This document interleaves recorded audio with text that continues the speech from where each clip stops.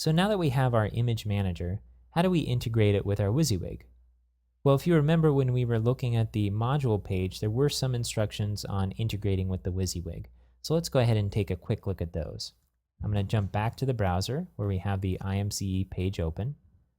And I'm going to scroll up to the part where it says how to integrate into wysiwyg editors.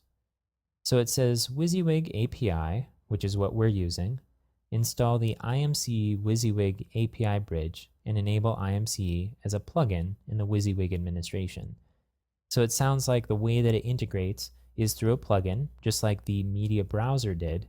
We were able to enable the media browser, which added a new button to our wysiwyg that allowed us to embed an image. So it should look something similar to that, but it sounds like we need this additional module first.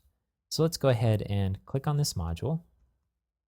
And let's scroll down, and we see that there's not a recommended release for version 7.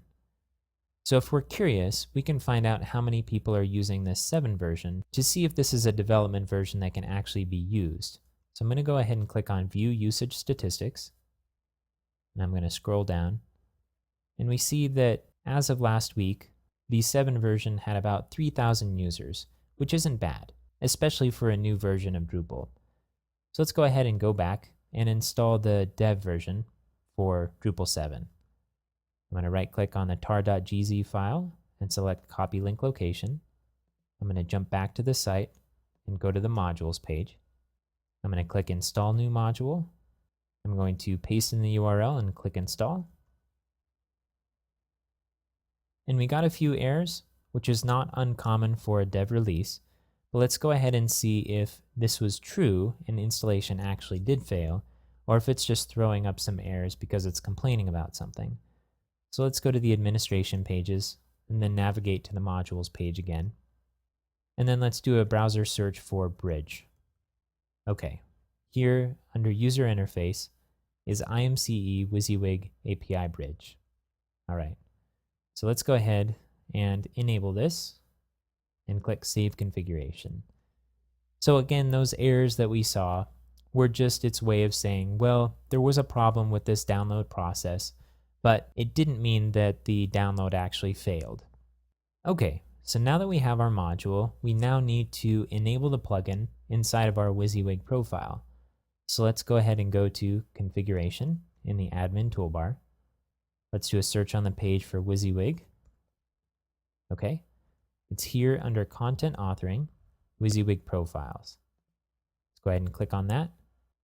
And again, we're editing the site editor profile, so let's go ahead and click Edit under Operations. And just like we did with the media module, let's go ahead and check out the buttons and plugins here. I'm going to click it to expand it. And let's do a search for imce. All right, when I did a search, it showed up this item here. Let's go ahead and check that. And then scroll down to the bottom and click Save. Now let's jump back to the browser where we're currently logged in as Heather, our site editor and marketing guru. And let's go back to the home page. Let's click Edit.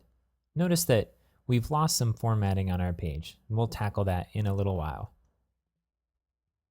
So when we look at the buttons here, we see that we still have the media browser enabled. We should probably disable that in order to not confuse the end user.